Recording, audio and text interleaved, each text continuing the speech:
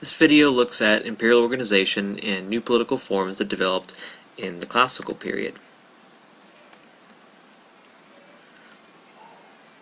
Just a reminder about the way I organize these curriculum slides. The question is more thematic, at the thematic level, and the concepts that divide those themes into centralized governments, legal systems, bureaucracies, and so on are listed there in bullets. The examples are more specific, but not a means to an end. The majority of your note-taking will be about specific examples, illustrative examples that specifically define these turns in history. Speaking of which, Cyrus's cylinder is an example of one of these illustrative examples. It tells a story of Cyrus the Great's tolerance as a conqueror. And his approach is significant because acceptance and incorporation of conquered peoples without assimilation was not necessarily the MO of early empires such as the Assyrians, who, as we learned, employed deportation as a way to control conquered lands. In fact, Cyrus returns upon, conquering Babylon, returns the Jews to their homeland in Israel, after being brought to Babylon by the Assyrians. Cyrus's conquests ended at Egypt before he died. His son Cambyses II, named after Cyrus's father, had conquered Egypt during his short reign, which was only about 2 years. I think he died from an injury. It's not really known how it happened. Might have happened falling off a horse, could have been fallen ill. He could have been assassinated. We don't really know for sure. We do know that Darius succeeded Cambyses and secured Egypt and invaded Europe, even north, where the cavalry attacks are shown here by these arrows pointing down. His invasion from north was to fight off these invading horsemen from the steppes. But it's actually his administrative and political organization, rather than his expansion of territory, that becomes what we know, what we celebrate about Darius. He sets up an administrative and political organization that organized the empire into provinces with governors called satraps. Along the royal road, along with the royal road, he creates a spy network. He was good at collecting taxes.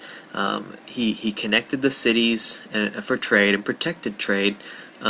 He was able to move messages and set up a mail system with couriers along the royal road. And he was, really able to move his army quickly throughout the Persian Empire. Okay, Darius's government provided food for multinational groups that were working on public works projects. These were people from the conquered lands, to an extent slaves. They also provided welfare programs for pregnant women and mothers in need. Another difference in the way the Persians administrated their empire than say, the Assyrians was how the elites of the conquered lands were treated. Instead of deportation to the capital city, the elites of conquered lands were often invited by high priests into these secret societies in which they were given rights to oversee administration of the empire. Alright, the purpose of this was to promote Persian law. Like most ancient law, or law in general, classical law was highly procedural. What little we know about Roman 12 tables, however, reveals the importance of law as a way to order the masses and safeguard economic activity. After all, it doesn't do anyone good, or if thieves prevail and taxes are not collected. These taxes are used to protect the empire's people and resources. They pay for the military.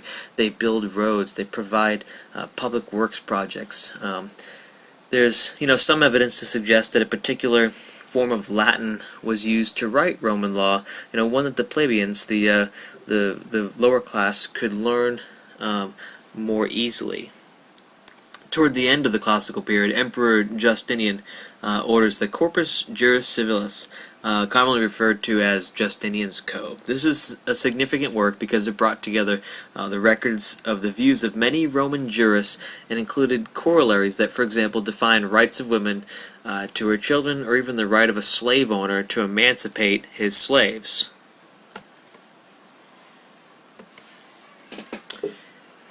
In China, bureaucracy employed civil service exams based on Confucianism.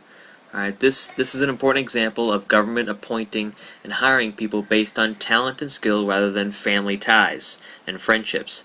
Nepotism. This began 2,000 years of Chinese governments depending on scholar officials who were promoted for their performance on exams that assessed their knowledge of Confucian.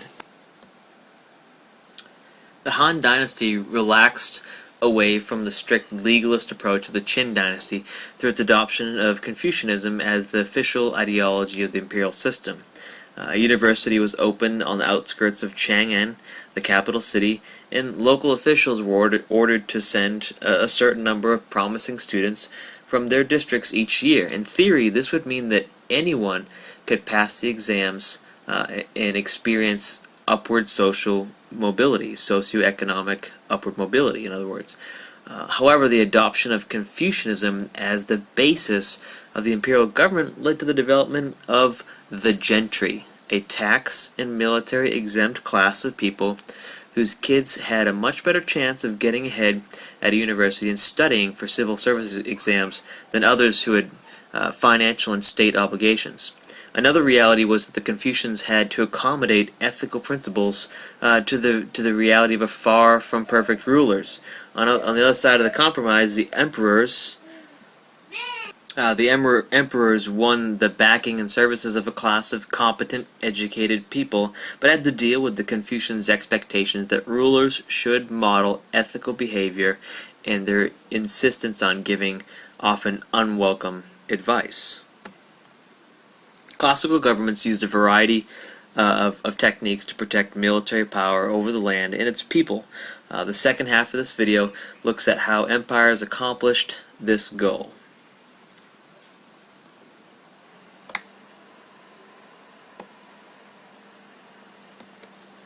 Trade routes are the arteries of the economy. They are the conduits of information, people, and goods. From the Persian royal road to the vast system of Roman roads, the imperial governments relied on the ease of transfer of goods and services, including tax collection. Roman roads were built so well that many of them still exist today. From the base to the edge stones, the layers and positioning of the roads were carefully engineered to last the test of time. As the saying goes, all roads lead to Rome. Well, as you can see, this is true. Roads lead to the cities where the centers of trade, religious rituals, and government administration play out the socio-cultural dance of everyday life in an ancient empire. As I mentioned before, the roads also allowed the army to move efficiently throughout the empire. Diplomacy is also an important technique classical empires used to maintain control over the people in the land. The life of a Greek diplomat, for example, was spent mostly away from home. A trip to Persepolis could take 3 months. A month of travel, depending on the weather and conflict conditions, a long wait for an opportunity to address the emperor. These things often prolonged the trips. They spent a lot of time away from home. One of the more critical partnerships was among the Greek city-states when they joined forces to form the Hellenic League to defend against the Persian Empire. This was Athens and Sparta, for example. Athens emerged from the conflict to create an Athenian empire. It wasn't long before the Peloponnesian League was formed when Sparta left the Hellenic League. This left Athens to form a new organization of city-states called the Delian League.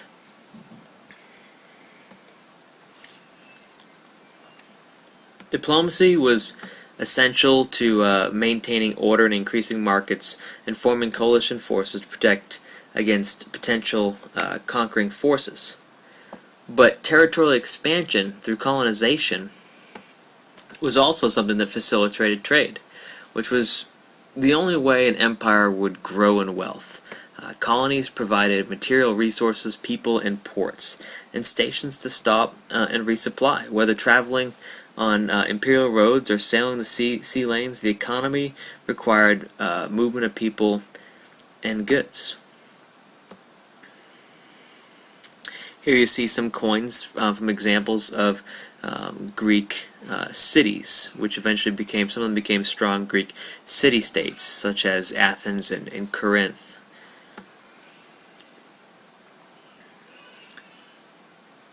This is an example of a depiction of the port of Athens. If you notice, the port, there's a lot of things going on, customs, courts, all kinds of things that are going on just at the port before you hit the long road to the actual city. This provides a little bit of distance protection, but it also shows the kind of prestige and kind of grandeur that Athens wants to portray to traders and merchants sailing into their port. The Greek and Phoenician colonies really kind of dotted the pre-Roman Empire Mediterranean Sea, as you can see here. You can also see the extension of the Persian Empire through Anatolia and then all the way north in around the Black Sea. The Phoenicians were particularly important in terms of their purple dye, which later becomes, symbolic of, wealthy, powerful people. A lot of tapestries were dyed purple and hung in courts. The trade during the Han period also grew a lot. Their main product, along with iron products, swords and things like that, bronze objects, lacquerware, was the production of silk, sericulture, and we'll get into this a lot more in unit period 3, the post-classical. But silkworms, it's a major industry around the silkworm cocoons, which these threads were dyed, woven into fabric. It was beautiful, it's soft, it's very strong, extremely strong. Some of these warriors wore silk underneath their armor because it would still protect them in their skin if their armor was pierced or breached in any way. Okay, so we're really just looking back at a few things here: the political methods, the organization, the ways that the government let the people know that they were in charge, the kind of monumental architecture that they built, and also how trade plays a role in creating and maintaining these empires. Use these questions to guide some of your summarization. Ultimately, we want to look at the techniques that they used to administer the territories. Thanks for listening.